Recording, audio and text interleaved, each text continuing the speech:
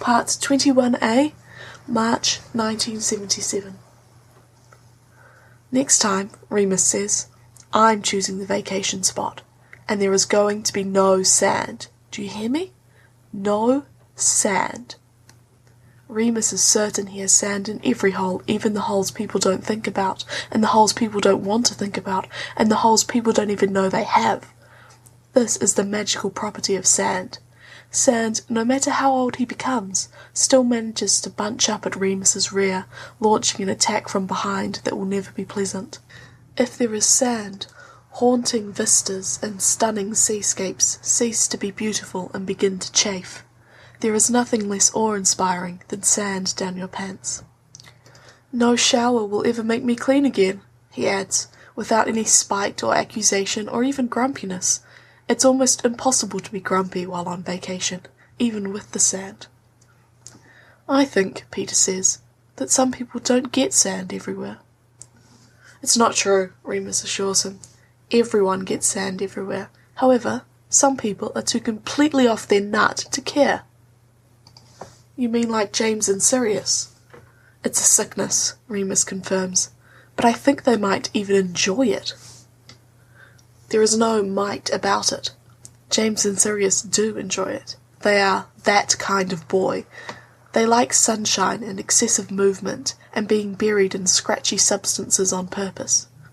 Right now they are in the water, diving and leaping about idiotically, like otters, and yelling and risking jellyfish and probably sharks and other more dangerous things, which Remus would contemplate except the sunshine has drained the life from his brain and body.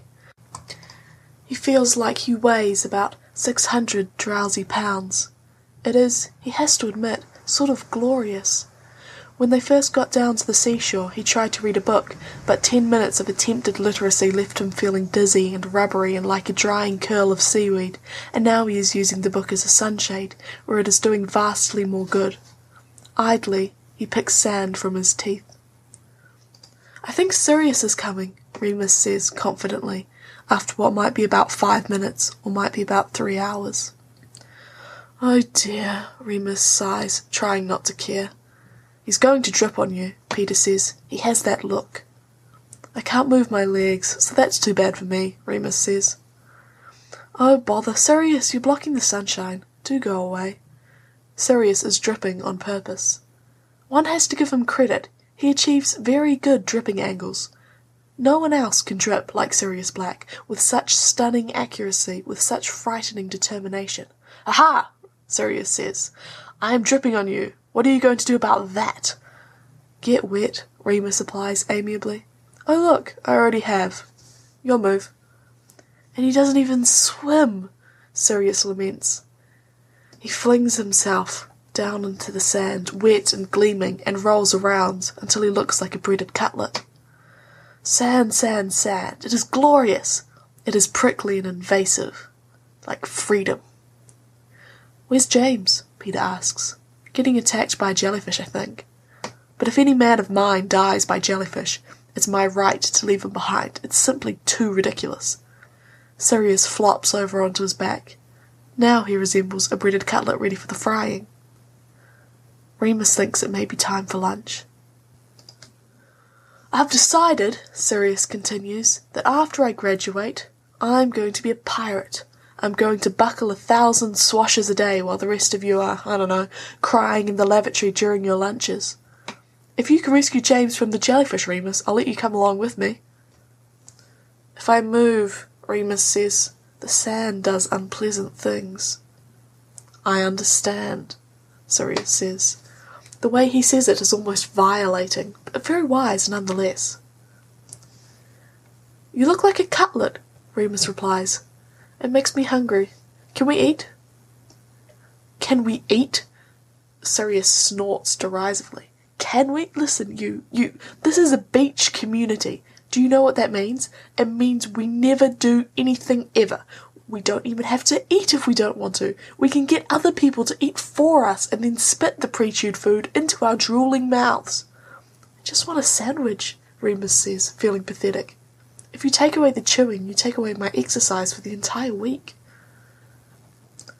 You know, Sirius exhales with great contentedness. You know, would you believe I have always thought March is the most useless time of year? It isn't March that's the problem, though. It's only March in certain soggy, bookish-smelling places. Why didn't we do this years ago? Because we don't have any money, Peter answers, ever pragmatic. Well, really, we might have remedied that sooner. Sirius shakes his head, now encrusted with sand and seawater. We might have held someone hostage, or married Remus off to a wealthy dowager, then staged a broom accident. Robbed Gringotts. Sirius trails off, looking happier than he has in months. It is the euphoria which settles over him whenever he is pondering the intricacies of mayhem. Remus recognises the expression all too well, and, though he is used to running as quickly as he can away from it, he finds that he is too drugged by vacation to care. Yes, he agrees. Wealthy dowager, broom accident. Sandwich? I know what he wants, Sirius tells Peter. He wants me to eat for him, and then spit the pre-chewed food into his drooling mouth. Like birds, Peter adds helpfully. Like lazy, lazy lupins, Sirius finishes. Somewhere down the beach, James is engaged in an epic battle with a jellyfish. Remus shades his eyes with his books, trying to make out who's winning. Round 2, he says, goes to the jellyfish. I think it's actually dead. I'm not sure what James is doing. He's going to stuff it and mount it and bring it back to Evans and say he caught it. Like Moby Dick. Only I told him that sounded a bit fruity. He wouldn't listen. Would you look at that water, both of you? It's really, really blue. Yes, Remus agrees. Yes. Food? It's more than blue. Sirius goes on, lost in a dream of colour, the sort of bliss which only comes to people who spend much of their lives being a dog. Aquamarine, azure, cerulean. You sound like an idiot, Peter informs him, but without any real malice. Wow, you look like an explosion in a tomato cannery, but I haven't said anything, Sirius points out. It's true, as Peter doesn't so much tan as he goes directly from the colour of dough to the colour of stewed strawberries. It isn't my fault I have a delicate complexion, Peter protests, as James comes panting up the beach, flushed and limping and looking depressingly triumphant. I am a subduer of mighty beasts, he says, flopping down in the sand, a cloud of which settles in Remus's ear. Although I cannot feel my left leg, and my right one feels like mince. Do they look swollen? Don't say mince to me, Remus says forlornly. Do you still have it? The jellyfish, I mean. I'll eat it if you still have it. I couldn't hold on to it, James says. Jellyfish are so slippery, and they sting. They are evolutionary, quite sound. Nevertheless, I drink from the keg of glory. You should probably be drinking from a keg of antiseptic, Peter says, wisely. One day I'll catch him, James vows. Or perhaps another unfortunate jellyfish that looks just like him. Or perhaps just another jellyfish. Careful there, Ahab, Sirius says. You're getting ahead of yourself. You'll forget all about the jellyfish by tomorrow. You'll be collecting seashells for Evans instead. Do you hear that? It's the sound of my heart, beating only for you, like the waves of the vast ocean wherein swims my jellyfish. I can just see it now. Well, Remus says, at least I'm not hungry anymore. I was going to chew some cake into your mouth, Sirius grins. Really, Remus, your stomach is too sensitive. I'm not going to collect shells, James mutters. I would never collect shells. Not for Lily, not for anyone. But what were the ones you picked up yesterday for? Peter asks. It almost succeeds in innocently, but veers off suddenly into the realm of absolutely wicked. Hello, Remus says, blinking. Is that McGonagall? Don't toy with my heart so when I haven't had time to become bronzed and godlike, says Sirius. It's not McGoogle's. She lives at school. No, Remus assures him, blinking. No, I'm, fairly certain it's McGonagall. Sirius rolls up onto his elbows, squinting. It's the sun. You've got to be. It's the sun, isn't it? It is not the sun. But Remus really does understand where Sirius is coming from. There is a certain haze that surrounds a teacher out of context, a kind of surreal blur, compounded in this case by A, the sun, which seems to bleach all the reality out of everything, B, her red and gold swimming costume, which seems to include some kind of corset and apparently dates from 1896, and C, the young, extraordinarily handsome man lounging by McGonagall's side in royal blue swimming trunks and whispering into her ear. "Oh, my sainted aunt," James breathes. Sirius dives with shocking alacrity under his beach towel. Is that I can't believe it, Wen. How could she? How could she? It's her boyfriend! Peter yelps, too loud, and the objects of their scrutiny look up and directly at them. There is a moment of horrified recognition on all sides. However, McGonagall is far better versed than they are in matters requiring composure, maturity, and being slick. She smooths the hair at her left temple idly, giving them all a long, measured look. It says, quite clearly, "Now I have seen you all, in the equivalent of your underwear. You are lucky there is so little time left between us as professor and student. It's going to be hell." It doesn't seem to mention that now they've seen her in the equivalent of her underwear, probably because it's a far more pleasant sight.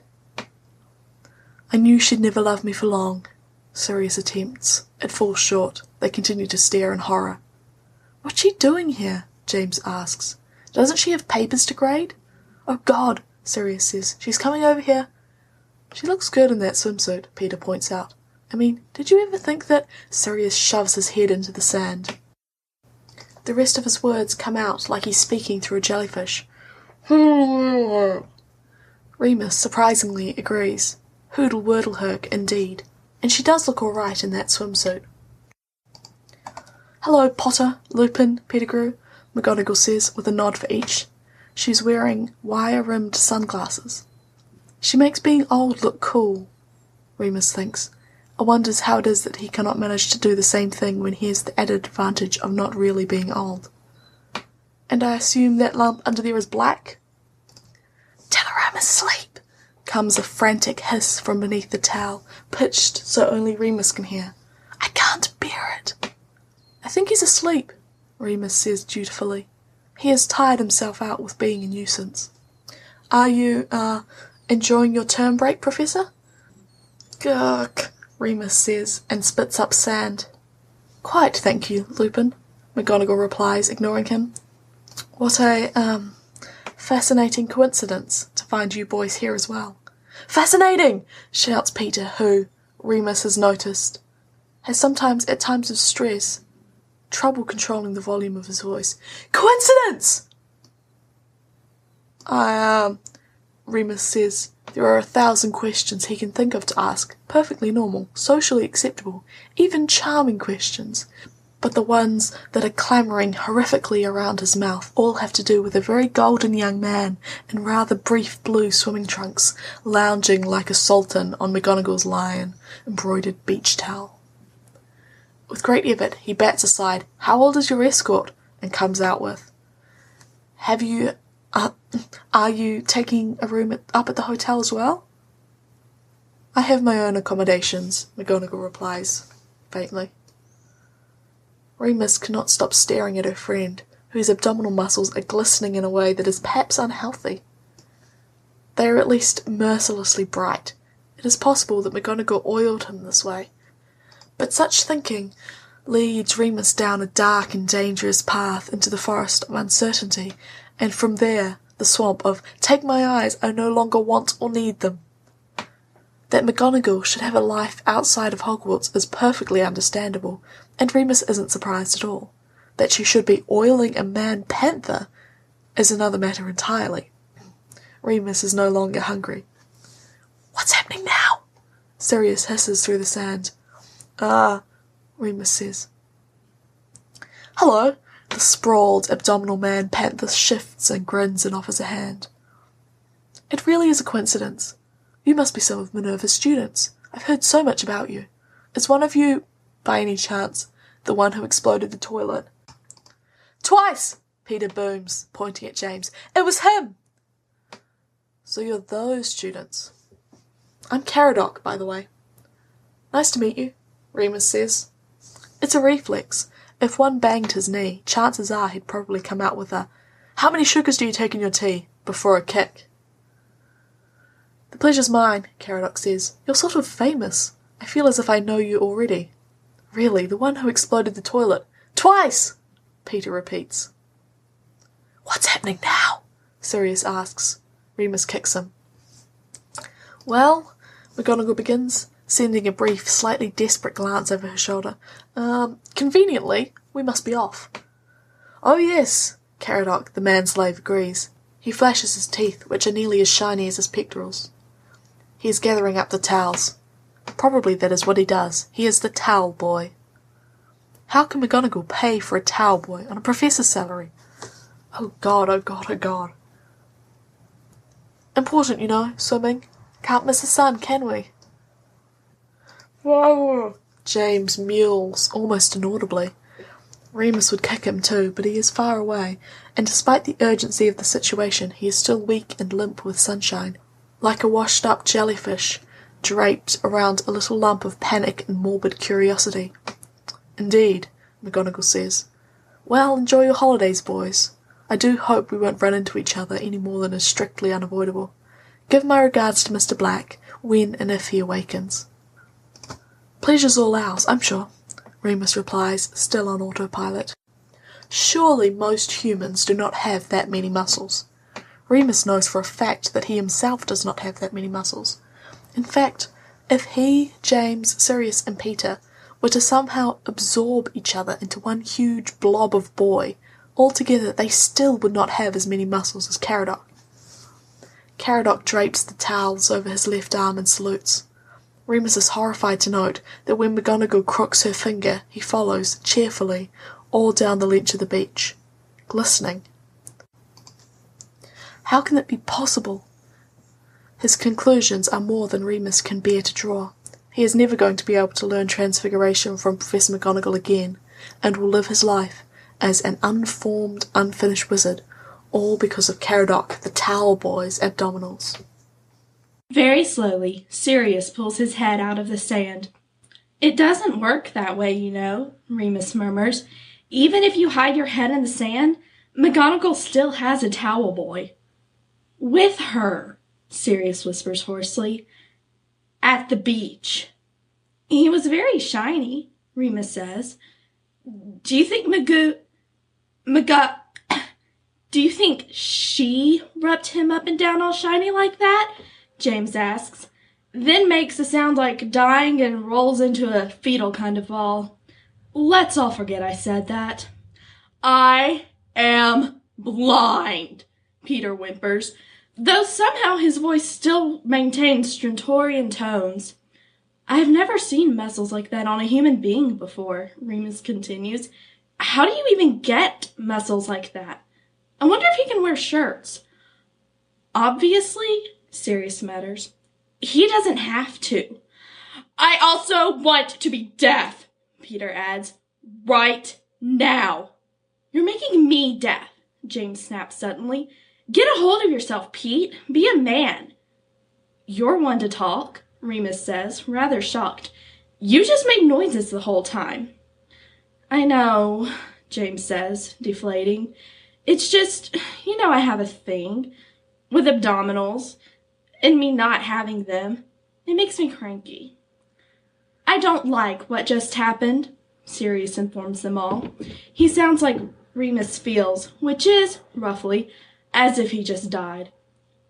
I guess it's only reasonable, Remus attempts, her having a life and everything.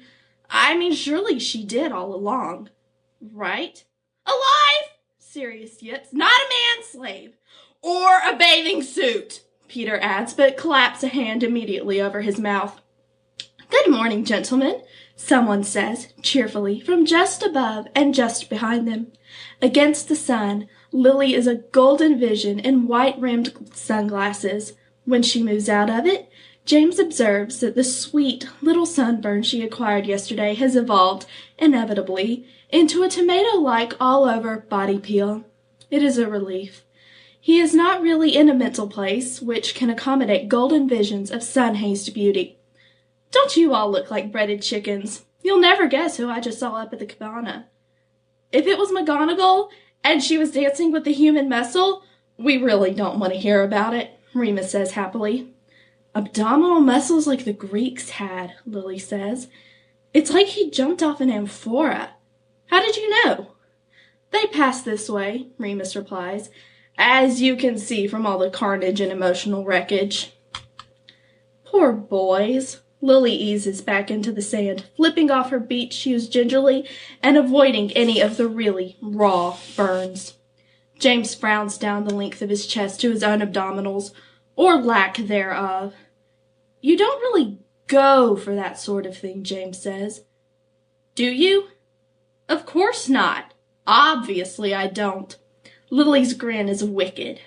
Don't worry.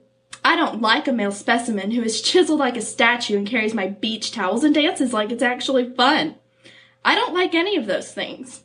I like white string beans with 14 left feet. Sometimes I worry that I must have been dropped on my head. She's insulting you, James, old boy, Sirius explains, as if it were truly necessary. I don't need abdominals, James sniffs. I have many other charms. Lunch, Remus decides, standing and brushing sand as discreetly as he can manage out of his privates. 12 showers later, and he'll still be feeling it, gritty and granular, and everywhere it is the most embarrassing. He still holds that they should have gone somewhere completely lacking in sand. That way, they never would have had to face a professor in the midst of her apparently very active and very disturbing personal life, and Remus would have been able to have a sandwich without swallowing equal parts lunch meat and sand. Psee, he adds. It is night. It is night on holiday, which is vastly more dark and warm and long than any other night. And it is night on holiday in an incredibly posh hotel, which means that, despite James's best efforts, the night is dark, warm, long, and conducted in an extremely tiny room. I can touch the sink with my feet, Lily informs him drowsily. Look at that. She flicks the faucet on and off with her toes. Convenient. Cozy. That's very sexy, James says. The weird, horrible thing is that it sort of really is. With some effort, he readjusts himself so that he can get an arm around her waist.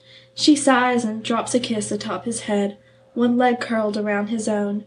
There is a curious divide in James's brain between the part of him that is utterly helpless and like pudding, and the part of him that is jangling and twitching insanely, like bells on a door shop at Christmas Eve. How's the burn coming along? I'm unbelievably good at charms, Lily says with dignity, as you know. So you are soothed, James says. You're not hurting. This is a step forward. At some point in your life, maybe you will stop looking like a raw steak. And at some point in your life, maybe you will stop looking like a broomstick, Lily counters. Oh, wait. No, you won't. Don't get cute with me. I am always cute. James would bristle, but in the end, they both know who has the upper hand. Really, James has never felt so helpless in all his life as he feels when he is with Lily. She is 100%, probably 200%, in charge.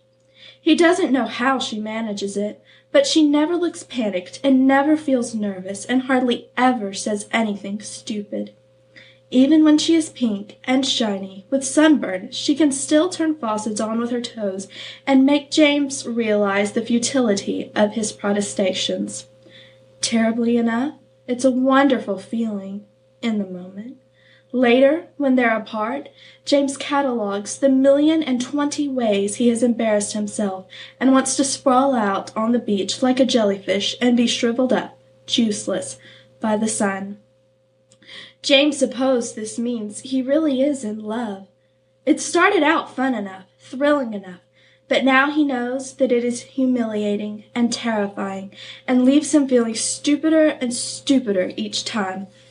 So it must be love, after all. It wasn't what he was expecting. He thought there would be a lot more exciting and a lot less nervous. Then again, being nervous is almost the same thing as being excited. Maybe it's even better. It means there's something to lose. So in fact, James revises, He thought there would be a lot more nervous and a lot less wanting to throw up. Being in love is like having a prolonged stomach flu and, perversely, obstinately, insanely, never wanting to recover. Most of the time, James isn't even in control of his basic bodily functions. For example, he has wanted to take a piss for the past 25 minutes and cannot bring himself to comply with the demands of his bladder. That is either madness or true love, James realizes, not allowing yourself to take a piss when it is clear your very life depends upon it. You are sometimes cute, Lily amends, and cute enough so that the other times are worth it. Cute enough that I don't need abdominals? James revels in the compliment. It makes him wonderfully squirmy. Lily is good with compliments. They never seem ridiculous, but they always manage to make him feel good. Like he knows what she's really saying underneath all that. James, at his age, is 2 parts microscopic ego and 20 parts continuously turned on. It's hard to reconcile those two. The 2 parts microscopic ego always seem the larger, and the rest are more immediately noisy. James moves to put an awkward hand on Lily's shoulder. He misses. "Oh, I see," Lily murmurs. "We're getting fresh, are we?" "We are," James says. He could have said something else, something cute, something like, "Your shoulders are awfully soft today," or "Nearly as fresh as that burn of yours, sunshine." But something about Lily's breasts, the warmth of Lily's skin under her damp green polka dot bikini, put him in a mental state where rearranging words are passes for repartee. It is pathetic. He is pathetic. And then Lily climbs up over him, and her hair is all dangly in his face, and she breathes warmly around his ear region, and her fingers start doing things to his scalp, and all of a sudden his entire brain is sort of going, "Oh," and word inversion starts to look pretty witty. He holds on to her thighs for dear life. "You know, I've been thinking," Lily whispers. "You know, we're both... Anyway, I like you. You're not a terrible kisser, and this is a very nice holiday you've taken me on." "It is," James agrees, struggling to breathe. "So, you know, I was thinking maybe..." With difficulty, James brings his eyes up to her face. It's hard to tell, with the burn and the low light, but she certainly seems to be blushing. "I don't know. There isn't any way to ask it that isn't stupid. Well, you know, I thought if you wanted to try it, we could do that." "It," James says idiotically. "Believe me, I'd love to be more grown up about this," Lily mumbles, who is definitely blushing. He can practically feel the heat radiating off her face. "But I worry I'd sound like, I don't know, a doctor. And you know, if you go too far in the other direction, you sound like some horrible film or something, you know. Anyway, what do you think?" The problem with the question is that it implies James is thinking something. He is, of course, but if directly translated, it would come out something like, which is not helpful or sexy. "We don't have to," Lily says almost immediately. It was just silly of me, but I thought, you know, it seemed like... Well, let's face it, you're never alone. There's always Sirius or Remus or Peter or someone, or I'm not alone, but we're alone now, and it seemed like this was the right sort of moment. Only what do I know about the right sort of moment? I don't, you know," she adds, "know anything about the right sort of moment." "Neither do I," James manages. Somehow, it requires Herculean effort. "Look, no, I think we should." "You do?" Lily sounds breathless. James is trying not to think about how naked he feels already. Not even naked yet. He has the sinking feeling this could either be incredible, wonderful, all the wows in the world, or absolutely disastrous. With his track record, James is excellent at getting everything right the second time around, once he's had a trial run. The sinking feeling starts sinking a little lower. All of his organs are jumbling around the very bottom of his stomach.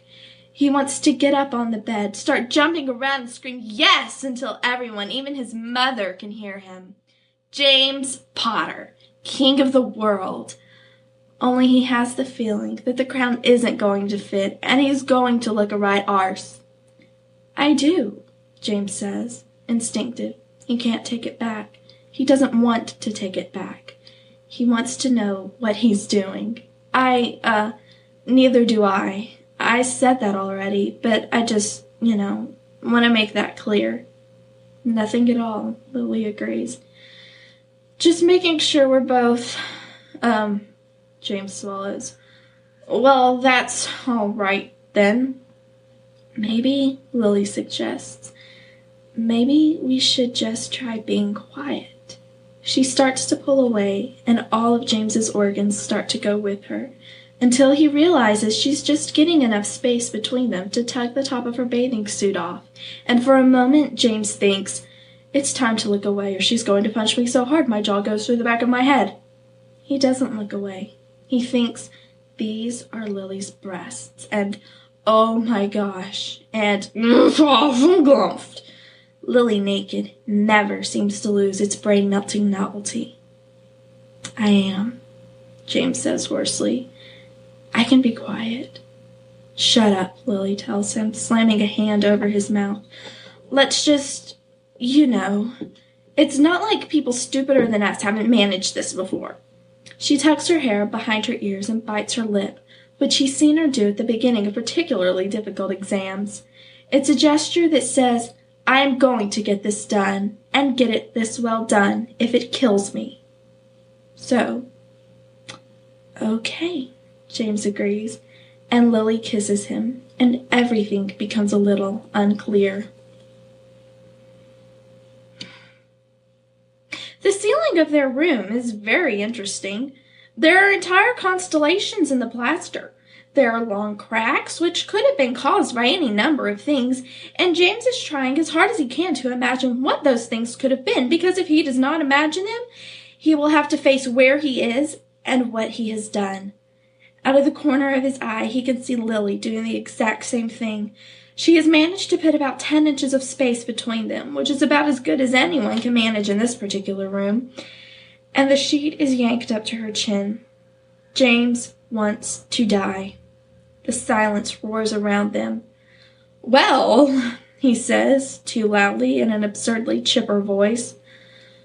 I'm going to clean up, Lily informs him and rolls off the bed. James is left, for the moment, blissfully and terribly alone. It wasn't, he tries to tell himself, exactly that it was an epic failure. There were parts of it that were less of a failure. There were even parts of it where it seemed like things would take a turn for the better, veering into the land of all right. But then there was, and everything got worse again. And it didn't get better even once before the end. Sometimes it didn't seem as if James knew what better was. It isn't exactly his fault. It's both their faults, James figures reasonably. It's both their faults. And the only sensible reaction now is to move to different parts of the globe, perhaps the solar system, splitting their friends and family up and never once again mentioning each other's names. Perhaps he's overreacting.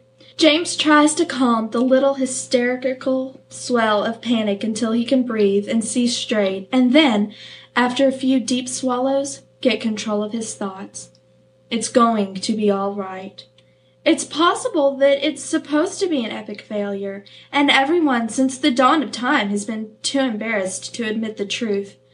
It's possible that sex is just an enormous fabrication brought on by the human condition, by a silent agreement amongst people not to humiliate one another publicly. They do it privately instead, James imagines, in the claustrophobic comfort of their own beds. James makes a small noise of despair and burrows deep into the slightly sticky darkness of the pillow. Part 21b, March 1977. Pads! James hisses next morning, grabbing Sirius's elbow as they meander out to the beach after breakfast. I need to talk to you. Talk away, my friend, Sirius says, slinging an arm generously around James's shoulders. He is too full of muffins to be in a bad mood, and James's drawn pallor and general air of frightened rabbit make him feel even more cheerful by comparison. Where's your auburn-tressed love pastry? I don't know, James mutters. I think she slept in the bathtub. Look, I need you to promise me you won't be an idiot. Can't help it, Sirius says cheerfully. It's part of my charm. On second glance, James really does look unhealthy, all drippy and sunken, and not at all like his usual blithesome self. If it were in Sirius's nature to be concerned, he would be. Fortunately for him, it isn't. Do you want a banana or something? You look like a wilted cabbage.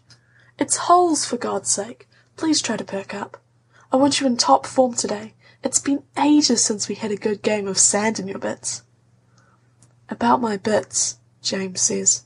But Sirius, you have to promise me. He grabs Sirius by the arm and pulls him in the direction of abandonment and drowning, a rocky, unpleasant cove no vacationers are attempting at this hour of the day. You have to promise you won't tell anyone. It's the biggest secret of my life, and if you tell anyone... Sirius holds up a hand, suddenly grave. James, he says, I try not to be an idiot when it counts. You're going to have to do better than try, James tells him. You're going to have to do better than succeed. You can't tell anyone, not Peter, not Remus, not even the love pastry. James makes a dark face. Especially not the love pastry. The love pastry cannot know you know. Do you understand? Sirius nods. I do solemnly swear, he says. But he isn't joking. James sighs in relief, slipping into a shadowy corner and looking all around before he begins. We sort of, he whispers, you know. Comprehension dawns very slowly on Sirius's face, blooming like a shadow. He turns, looks away, scuffs his foot against sand and dried up bits of seaweed. For a long time he says nothing, tickling the seaweed with his toes. It takes him an eternal kind of moment, but finally he grins. Well, you know, it was only a matter of time, wasn't it? The course of true love leads to the bedroom, after all. Well done, mate, well done. He claps James's shoulder with one hand. James is impressed. He's doing an admirable job. All of a sudden, James is delighted and happy and grateful that Sirius Black is his best friend in the world, and always will be, and isn't an idiot when it really counts. All of a sudden, he is hanging from Sirius's arm, relieved beyond imagining, but shaking like a jellyfish.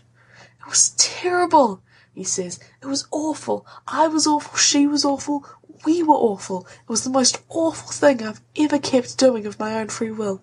And do you remember that time with the toaster?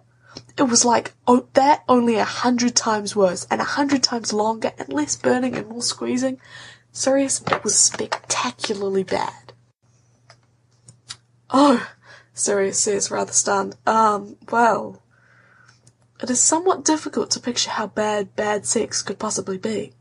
You sort of do or you don't, as far as Sirius can imagine. And if you do, then it's quite nice. And if you don't, it doesn't really count, does it?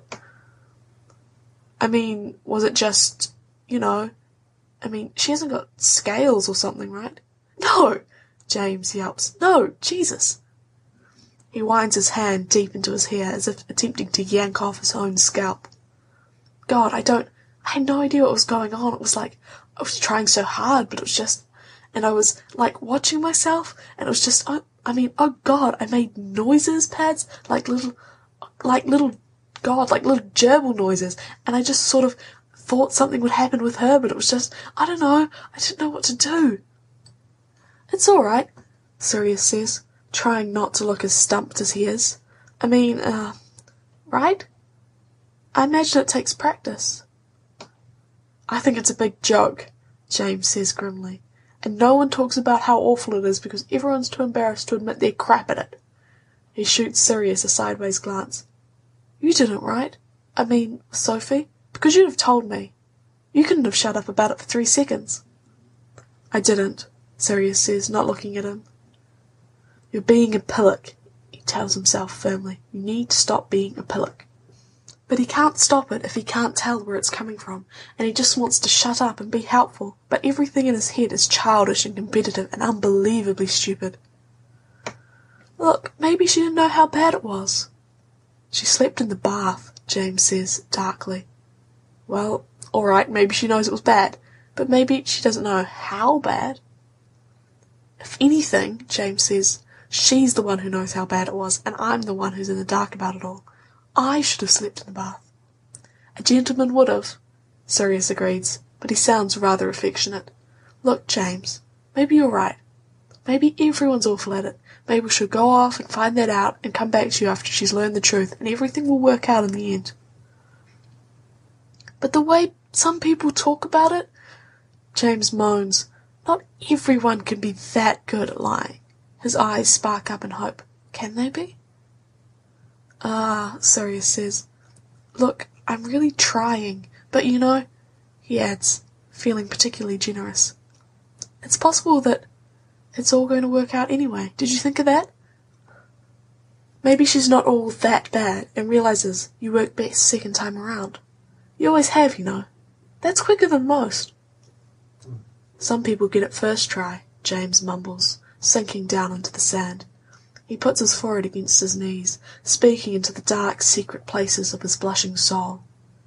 I mean, you know, I was actually looking forward to it. That's rough. Sirius sits beside him, slinging a companionable arm around his shoulder and giving him a good shake. Come on, have you talked to her about it then?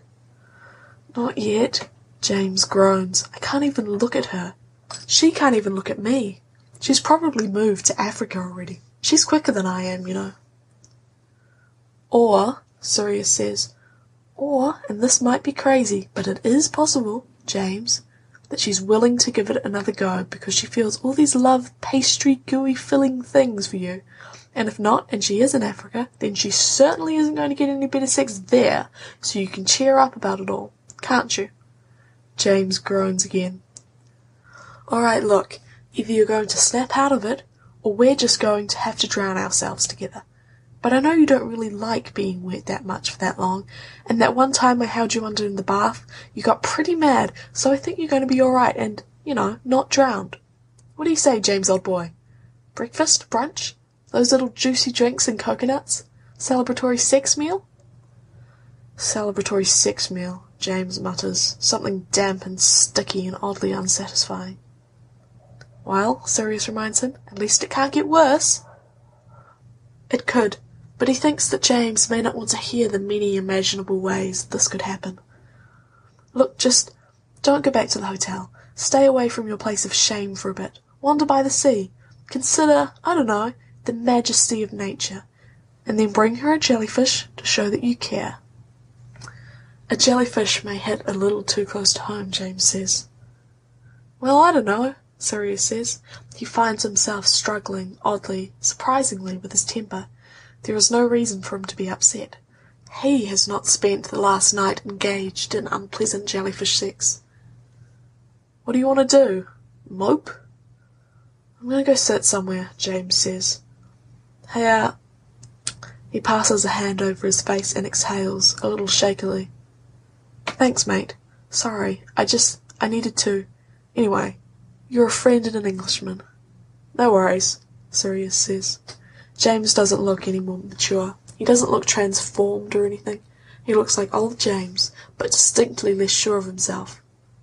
Do you want me to romp along behind? You could throw sticks. Thanks for the offer. It's very noble of you. But I think I'd better be alone for a little while. And, you know, the majesty of nature. Ask God for a sign. Burning bush, parted sea. Remind myself how much I hate the idea of drowning. The usual, you know. And I know, James adds, I know you won't tell anyone. Just don't tell anyone. That's all. Thanks. He moves, for a moment, as if he's going to hug Sirius, and then something embarrassed and ridiculous comes over his whole body and he shies back, shrugging. I don't want to be touched by anyone, ever again, or at least for the next week. Sorry. Thanks. He backs away, slowly, distractedly. Really, Sirius, thank you. Thanks. After he has disappeared, Sirius counts the number of times James has thanked him before he considers drowning himself. In the end, he thinks better of it, for all the same reasons as James did. It would be unpleasant, though it would suit his soggy mood entirely. This, Sirius realizes, is the worst vacation. It started out all right, but then Lily came along, and now James and Lily had actually had sex, which leaves the frightening taste of permanence in Sirius's mouth. It isn't that he's old-fashioned. It isn't that he thinks they're going to run out and get married and make lots of sexually awkward babies together. It's that now there's some deep chasm between James and himself, and even though James thought to come to him first, cold comfort in a time of simple tragedy and humiliation, even that trust won't bridge it. They're going off in separate directions. They're two different people. They are, to put it simply, separable. Sirius wants to punch someone. However, the beach is empty. He jams his hands into his pockets instead and starts morosely down the shoreline. It's a warm, colourless morning, the kind where once the sun really comes up the whole landscape will be bleached with heat, and Sirius will be incapable of doing anything but lie around, feeling his brain dribble out his ears. That being so, it's important, he supposes, that he gets all this, whatever it is, out of his system while he can still muster up the motivation to move. Try flinging rocks into the ocean, suggests a helpful voice in his mind. You can pretend they're at someone's head. But he doesn't want to fling rocks at someone's head, not really. He doesn't want to hurt people, or run around in circles, or put things down Peter's trousers, or construct dung bombs with James, or any of the things he usually does when he's uselessly angry. He doesn't have any idea what he wants to do, what will make him better, what will make all the dark, muddled, pointless stupidity that has been brewing in his head stop, just stop, and he yells, finally, helplessly, "Fuck!" and does an idiotic little hop-skip of frustration into the water. And then, "What's the matter?" a familiar voice says from slightly behind him, warm and amused. "Sand in your bits, I suppose?" Sirius turns. Remus looks ridiculous. He has a layer of white zinc oxide over his nose, which makes it look even more enormous than usual, and he is carrying what appears to be an entire encyclopedia volume. "You look like a plonker," Sirius informs him. "You look like you've gone mad," Remus counters. "Maybe I have. What would you do then? Plonk me?" Sirius scowls down at Remus until the sight of him becomes too blurry and too ridiculous, and Sirius has to blink. That just ruins it. Letting out a defeated sigh, Sirius deflates next to him. He wraps his arms around his legs and pulls his knees in close to his chest. "What do you do when you're angry for no reason? And it isn't really even angry, that's not the right word. Bad mood, that's it, bad mood. When you are in a bad mood, what do you do?" "Look like a plonker, I think," Remus says, but he puts down his enormous volume and wipes at the zinc oxide on his nose and leans forward, looking appropriately concerned. At least, Sirius thinks, there is always Remus Lupin, plonker or no, taking him seriously when he needs to be taken seriously. Remus will have the answer, Sirius tells himself, and if not, then Sirius will take him very far out to sea in a little paddle boat and leave him there. "You always look like a plonker." Sirius stares out over the water. The sunlight glittering over its surface hurts his eyes when he stares too hard at it. "I don't know," Remus answers honestly. "It depends on what kind of bad mood I am." "What kind of bad mood am I, Sirius?" Sirius thinks about it. "Now I'm going to sound like a plonker," he mutters finally. "I don't know. Sad, maybe? I don't know." "I'm a sad, maybe bad mood," Remus thinks out loud. That's the hardest one, actually. If I'm a sad, maybe bad mood, reading doesn't get rid of it, and I certainly can't talk to my friends about it, because they'll call me a plonker and tell me to write it down in my girly diary until my vagina finally blooms. Remus smiles, trying to be helpful. It is helpful. Only, Sirius realizes, it's not exactly helpful for the right reasons. It's helpful by accident. If James Potter is completely awkward at sex, Sirius wants to say, then Remus Lupin, you are doomed. He doesn't. That would break the confidence he's promised, and he isn't going to do that. When the secret counts, Sirius keeps it. Well, if you want an honest answer, Remus says.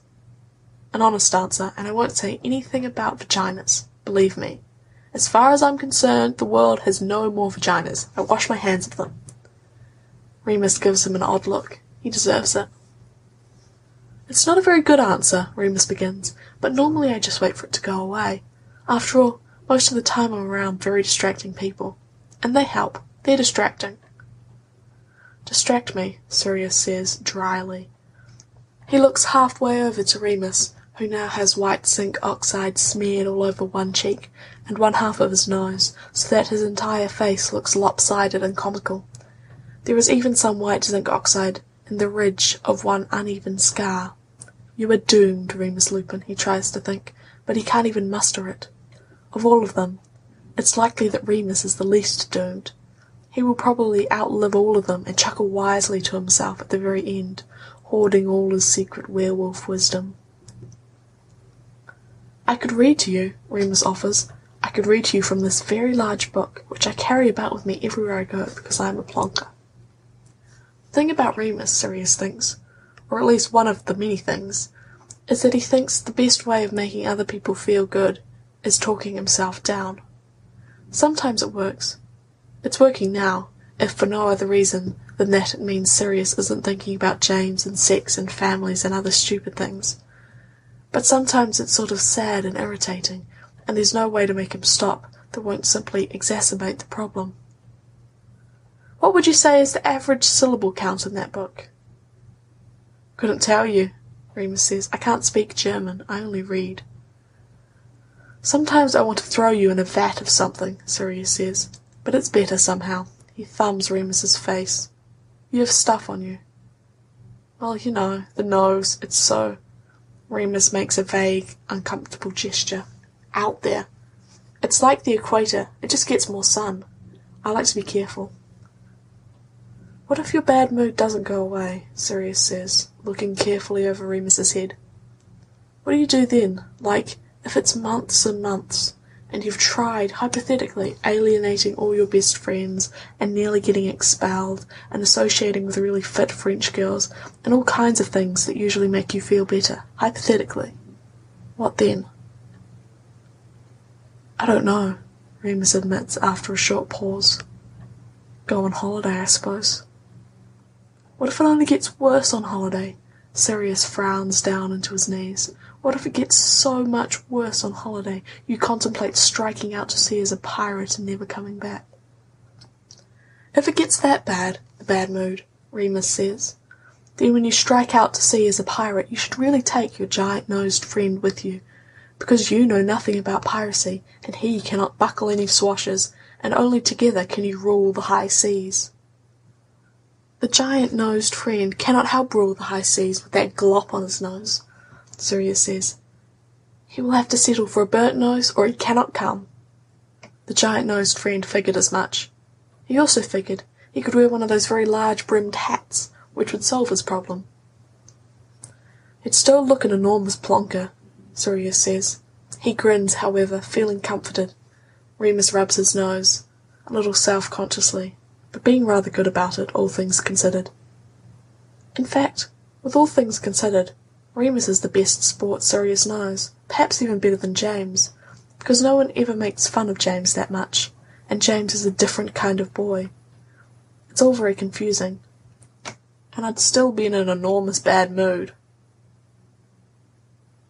Even indulging in random acts of piracy? Remus looks sympathetic. Well, perhaps. Which is probably why it's better to talk about it, than run off to pillage and plunder and rape and what have you. It's hard to say, Sirius mutters. Some of it I can't say. You know, top secret, hush-hush, not important really. Has it really been that long? If Remus is upset by the secrecy, he doesn't show it. He's still all ears and all concern, leaning close and getting his nose everywhere. He smells a little funny, like seawater and something smeared all over to avoid sunburn. You should have said something. I mean, it wouldn't have been so... Don't apologise, it isn't your fault. If it's anyone's fault, it's James's fault. But actually, I think it's my fault. So I'm going to blame my bloody parents and have done with it. Do you want to go exploring? I think we should. Distraction, you said.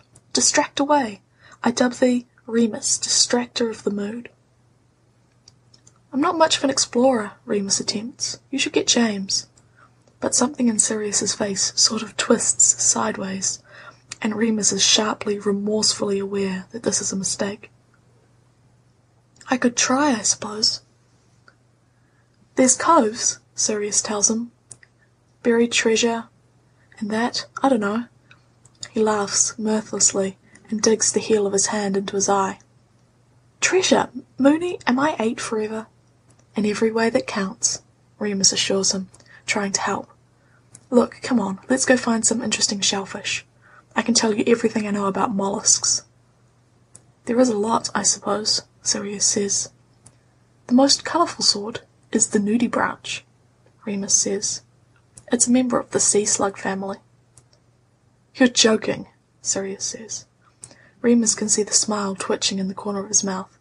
He doesn't have Sirius's talent for pulling those incipient smiles out of people once he senses them. He can only notice them in time to appreciate them, to file their possibility away in his mind. The nudibranch. There's also a thing called the flamingo tongue cowrie. We should go in here, Remus says decisively, pointing to the dark mouth of a handy cove. He's not much of an explorer, but it seems clear that Sirius needs him to try. Besides, it isn't every day that there's a dark mouth of a handy cove nearby. The cove is just going to have to cover him. This one, it's pleasantly dark. It's swashbuckling. I have no doubt we will step in something disgusting. And that's the point, isn't it? I am going to call you Flamingo Tongue Cowrie, Sirius says.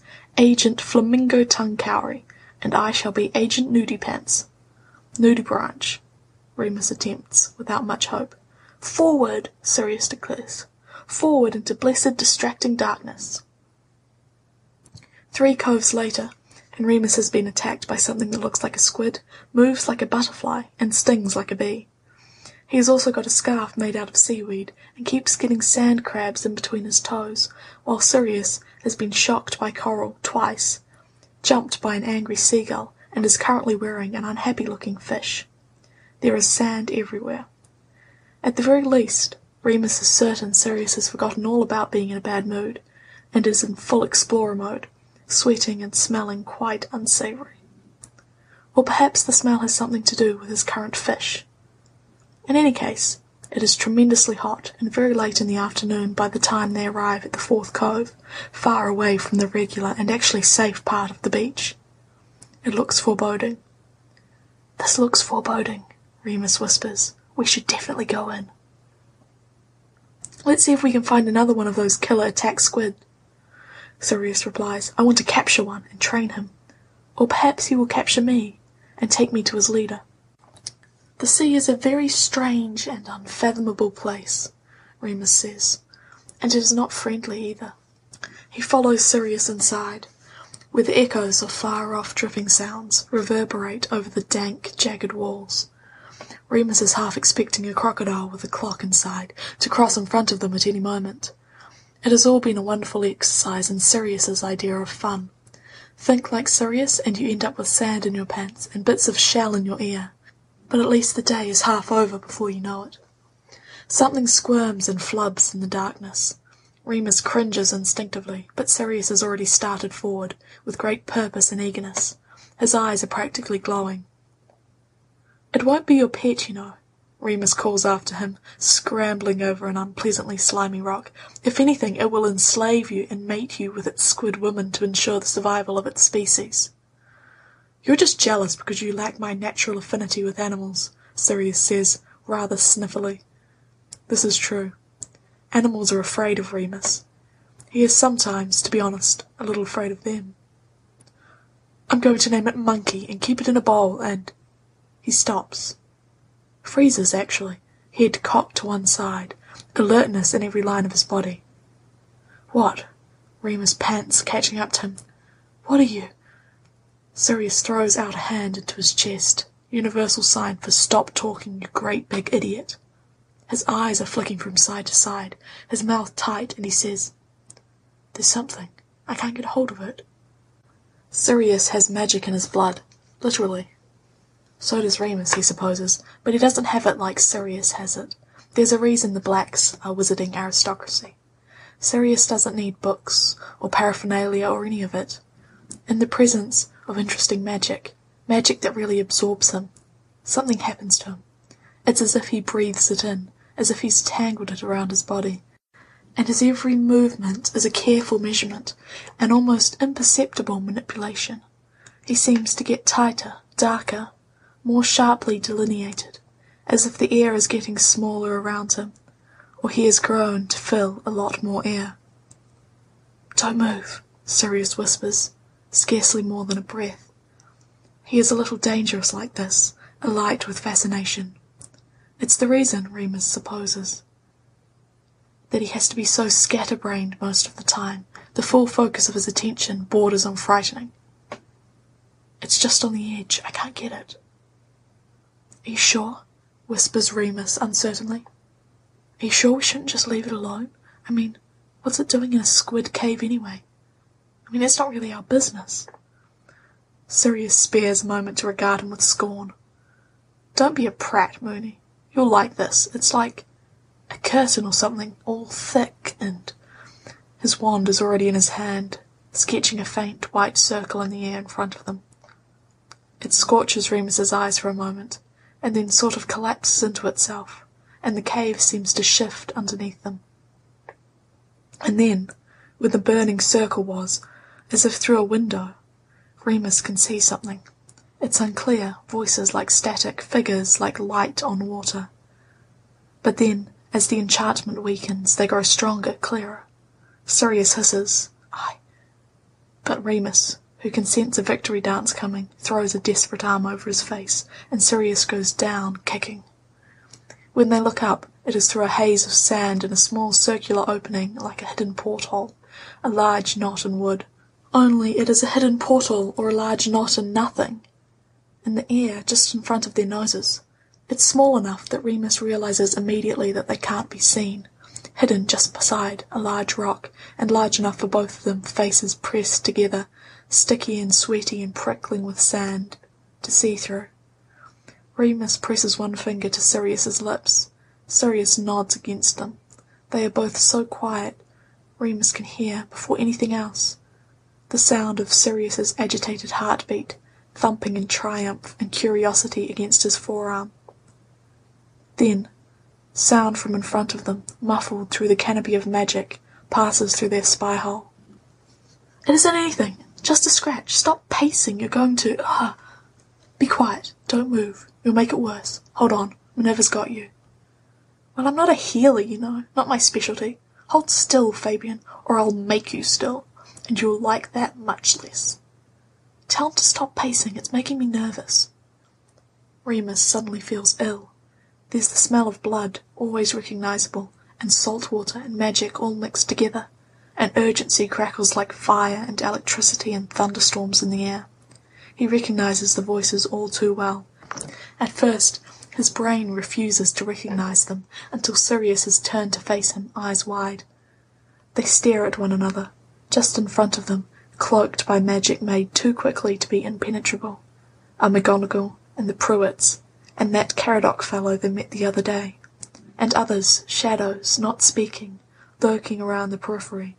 None of them seems particularly happy. "Hold still," McGonagall says.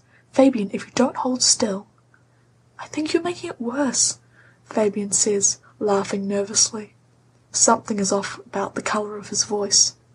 There's too much breath, maybe, or too little, and the words are running over each other.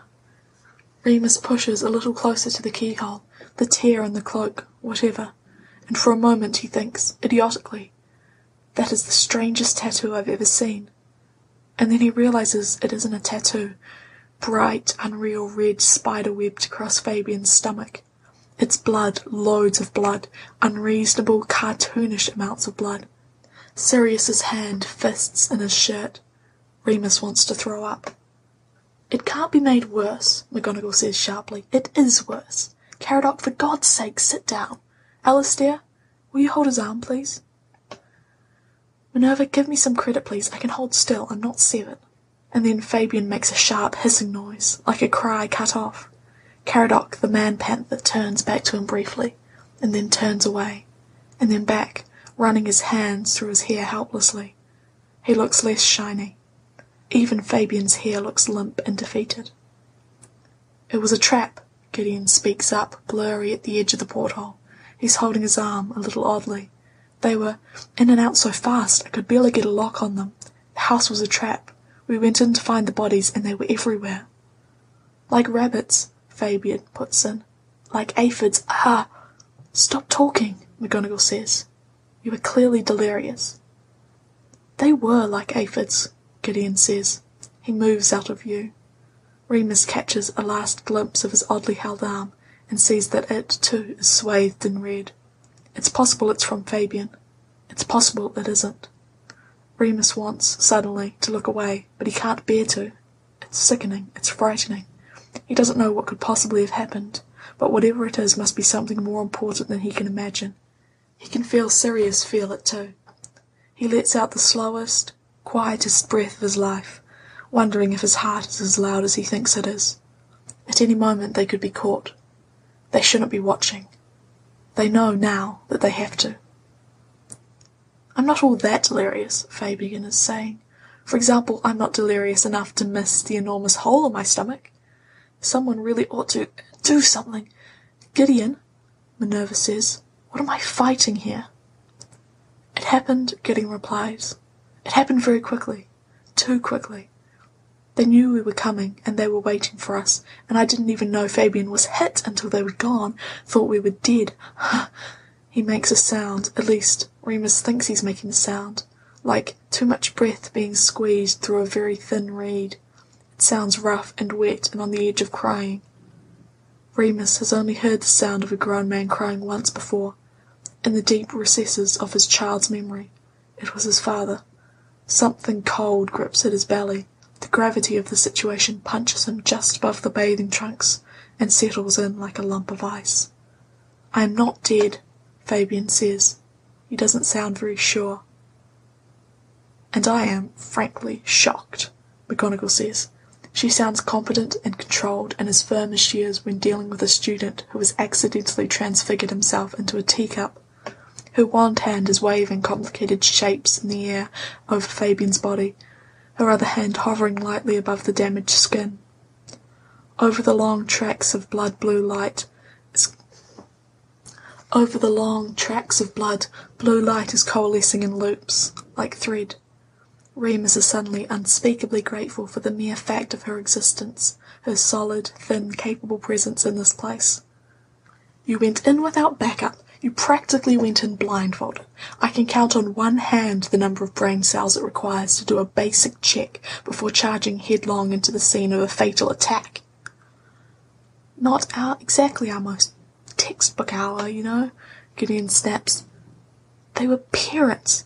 It's not like they went down fighting. They were at the dinner table when... It's a miracle the boy wasn't in the house. I don't care if it was a playground full of 3-year-olds, McGonagall snaps back. This isn't children's hour. You've done this before, and you have more sense. Fabian, are you doing all right? I have a hole through myself, Fabian says faintly. But no, I'm fine. I imagine it is quite sexy, actually. I hear stomach piercings are very fashionable. If you live through this, I'm going to kill you, says Caradoc, who is still pacing. Don't bother, McGonagall says. I'll do it for you. Don't, Gideon says abruptly. It was my fault. Don't joke about it now. If not now, when? Fabian points out. All right, McGonagall says, raising her wand. I'm going to pull the stitches in. It's going to hurt rather a lot, I'm afraid. Alistair? Got him, growls the large, hulking figure behind Fabian. You're breaking my elbows, Fabian protests. I'm going to be bent all funny. On your count, Minerva. Right, McGonagall says colourlessly. 1, 2, 3. Fabian's body arches and he makes a sound. It's not a sound that Remus has ever heard before, but he's felt it before in his bones, his teeth, the back of his throat when the moon shifts him. It's bitten off, forced down, and that makes it worse. It grabs Remus by the intestines and yanks him sideways. But it isn't the sound that's holding him, it's Sirius, of course, grabbing his arm and pulling him away from the window, the blood, the blue light. Not knowing what else to do, Remus lets himself be pulled. They stumble out into the air and run, slipping over slick stones and wet kelp and sand until they come pounding to a stop, so far away that they can't see the cove anymore. Sirius looks white and ill. He's sliced his hand on something in their flight, and it's bleeding quietly on the sand. Above them the sky is absurdly blue, the sun absurdly bright, the seagulls wheel and cry as if nothing is happening. Remus feels lightheaded. Remus starts and doesn't know where to go. I don't understand, Sirius says. What is... He takes a deep breath. That was... Please don't say cool, Remus says quietly. I wasn't going to. A pause. Important. Remus tries to nod. His neck feels stiff. He wipes the sand and the sweat off his cheek and looks away, out over the water. It was more important than anything they've seen before. Something more important than he can quantify. Something so important he has no name for it at all. Only a jumble of words out of order, jingling their wrongness in his joints and turning sour in his mouth. His lips are dry and cracked. The rest of him is cold beneath the sweat. A breeze comes in from the sea, rippling the tide that laps their toes. Remus nods at last. He feels as if his life is in danger, residual from the sense of urgency that they have just witnessed. But something more than that, too. Despite McGonagall's firm, unwavering voice, her face was the colour of seashell, too white. He's never seen it look that drained of blood before. He presses one hand to his mouth and turns away. Sirius's hand on his back breaks him out of it. You all right? Sirius asks. His voice sounds distant, tight, a little too high. Remus swallows down the bile and turns back. It's the smell, he says. It was a little... much. Sirius's face is drawn into a pinched frown. His eyes are nervous. Remus pats him on the shoulder awkwardly. What do we do? Sirius asks. We can't... They can't know we know, but it isn't safe there, for them. The spell they've used, I just poked right through. Anyone could. I don't think anyone's going to be looking for them in the middle of a tourist attraction, Remus says slowly. The lingering unknown anyone is electric in the air. He shakes his head, wards off a shiver, and suddenly feels all right again. Strong. Competent. Sirius's lips have been drained of all colour, and Remus's stomach is somewhere down by his ankles, but there's something to be said in the face of life and death about not being in the face of it alone. I'm going to go sit down, he says, and is surprised to find that he has already done so. Yeah, Sirius says unnecessarily, and sits beside him. His bare arm against Remus's is cold in the sunlight, but it's there, present, physical, simple, Sirius, and Remus is stupidly glad. You still have a fish, he observes suddenly. It is unbelievable and oddly comforting, but there it is, the flopping, pathetic tail sticking out of Sirius's pocket, adding its distinctive touch to the bouquet of pungency that accompanies Sirius everywhere.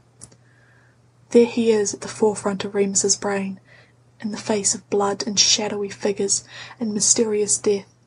Sirius, dirty and smelling of fish. You still have... Sirius makes a vaguely insulting gesture. On your face. Does that make you feel better? Remus inquires. Yes, Sirius says, examining his hands. Remus understands and says nothing. What comes will come. They'll figure it out. James stares across the bed at Lily, who is busy staring across the bed at something fascinating just over James's left shoulder. If they continue like this for any longer, without blinking, someone's going to lose an eye. James clears his throat nervously. Lily blinks, but doesn't refocus her attention. This is almost the hardest thing James has done in his life. The hardest if he manages to wipe all of last night from his memory, and Lily's too. They could do that, James considers, If they forgot it completely, it would solve everything. But, James admits, it would also be cheating. He clears his throat again. So, James says, glad we're talking about this. Yes, Lily agrees. Me too. They are quiet again. James realises that they aren't talking about anything at all. He'd gladly give a limb or an important organ to listen in on Lily's thoughts right now, but that isn't an option. It really is impressive how things that couldn't possibly get any worse are in the process of doing so quite rapidly. James slumps tiredly. We're not actually talking, he points out. Though of course you know that, being in full control of your mouth and things. I think it was a good experience, Lily says suddenly. I think we can learn from it. Or we can die quietly together in a corner of our shame and misery. So far we have been going with option number 2, and I think it's rather unpleasant as options go. Her voice sounds shrill, and she still isn't looking at him. It's making James incredibly nervous. But, Lily continues, I don't really know what we're supposed to learn except that I never want children and should consider becoming a nun. I have often considered that option myself, James says. Who doesn't like nuns? With their, habits. He takes a deep breath. Clearly there is nothing to be done. The situation is what it is. What's regrettably taken place has regrettably taken place. And, if he were being completely honest, he's not sure a convent is the place for him. It's certainly a waste of Lily. No, look, maybe it was the room. It's a very small room. It wasn't the room, Lily says in a dead voice. No, James says painfully. No, you're right. It was the us. It can't be that awful all the time, can it? Did you think it was awful? Lily says, rather shocked. I mean, I know you did, but I suppose I thought boys sort of had it alright regardless. Sort of, James says, but there are ways to make it awful, and we succeeded in finding all of them. I don't understand, Lily moans, collapsing on the bed. We were doing so well. It's mechanics, James says. Apparently we are pants in mechanics. I have pamphlets at home, he adds, with dark humour, if that would help. No, Lily says firmly. I didn't think so, James agrees.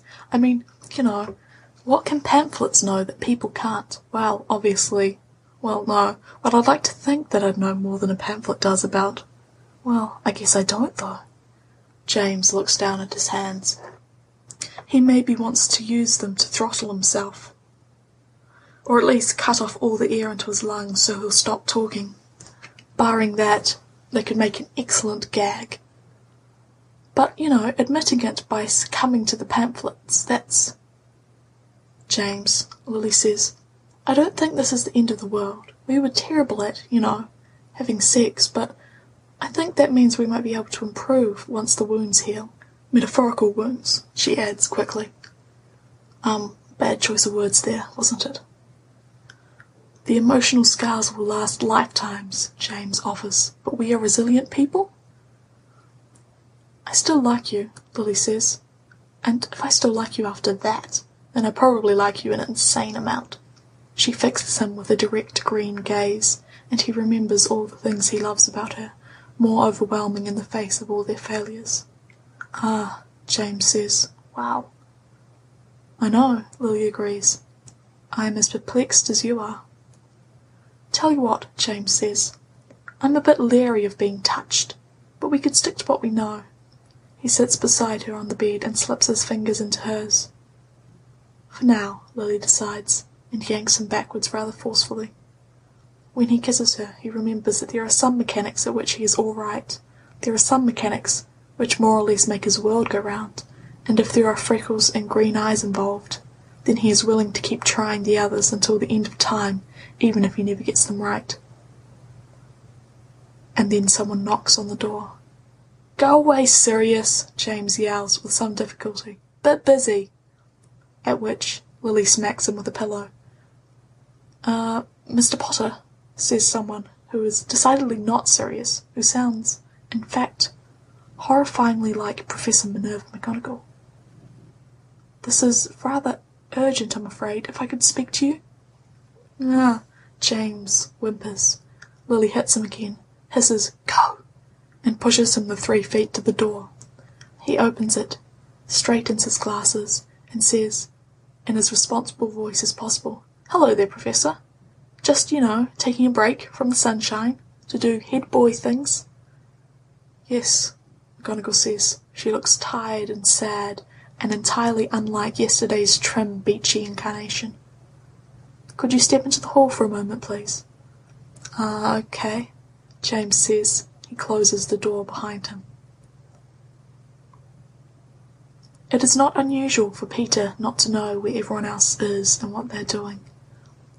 Of the 4 friends, he has often enough the sneaking suspicion he is somehow expendable. When he is with his friends, this feeling is banished completely, but when he is alone it returns, nagging and gnawing, and making him cranky.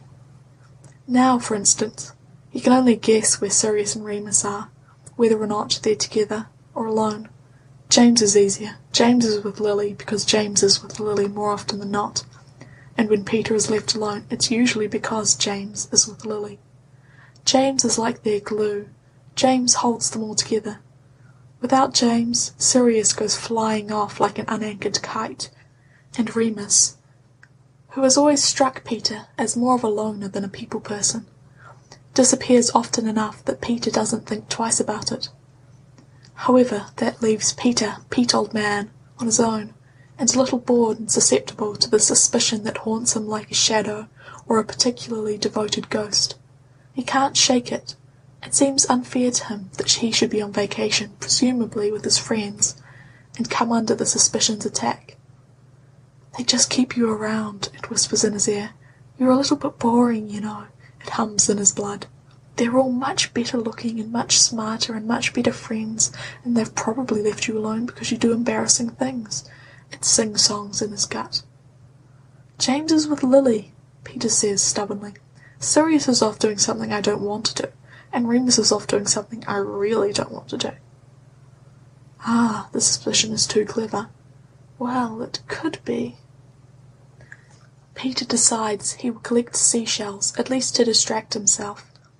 He is halfway down the beach, and has bathing trunk pockets full of heavy lumpy things, when he spots the glistening young man who was with McGonagall the other day. He barely recognises him, as the young man is no longer glistening. "Hello," Peter says, because if he doesn't, then surely that would be further evidence that he is a hopelessly embarrassing person. There are only 2 of them on the beach, and in this way he preempts being ignored. "Oh, hello," the young man says. "I know you, don't I? The exploding toilet." That was James, Peter feels compelled to point out. It was James and Sirius and Remus, whispers the suspicion. It was Sirius's idea, and James really did it, and Remus let them steal his prefect's key. You were asleep. "James Potter," the young man says, straightening. "That was him, from yesterday?" Peter says, "Yes." "And I'm Peter Pettigrew. Nice to meet you." The young man seems to lose shine right before his eyes. Even his abdominals seem to have wilted. "Oh, well, hard luck, old man. He's a friend of yours?" "He's my best friend," Peter says, a little sharper than he meant. "But you're not his." Well, the young man looks away for a long minute. He seems to be at a loss for words. Peter wonders if this is sort of embarrassing behaviour, but there's a grave set to the man's hard jaw that tells him it isn't. It strikes Peter as being distinctly noble, something which Peter has not yet been able to achieve.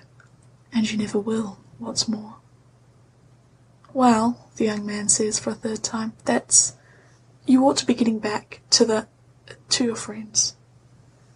"I don't know where they are," Peter says, without thinking. "I mean, all right. You don't know where your friends are. Some friend you are, some friends they are." The young man unexpectedly claps a hand on his shoulder.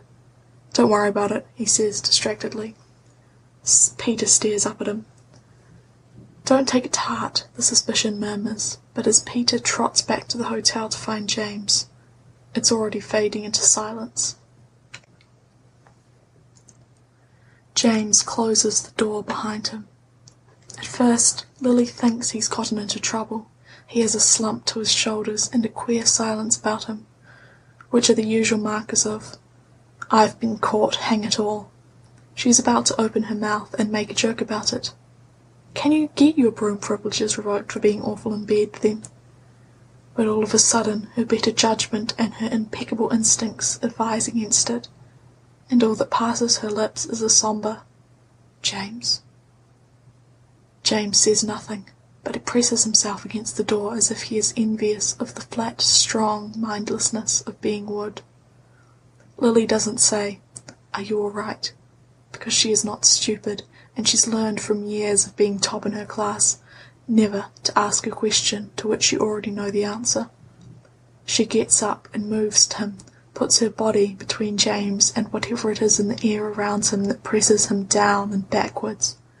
This is something about being a girl that Lily has understood, without really understanding for some time, her way of protecting him, in the absence of an ability to overpower him with idiotic love the way he does with her. He makes a soft sound, the breath pressed out of him, and turns his face into her throat. She waits. "It's my mum and dad." His voice, finally, is almost unrecognizable, harsh and wandering against her skin. Lily understands. With cold, horrible force, she pulls him against her as if she could take all that knowledge into herself. She is, and she knows perfectly well, very emotionally mature and extremely competent, and really at a loss for action or words. But this makes her realize with frozen immediacy the helplessness of being 17 and the strange, paradoxical futility of loving people. "They're dead," he says. "They died." Lily doesn't know anything to say. She will always remember that he doesn't cry.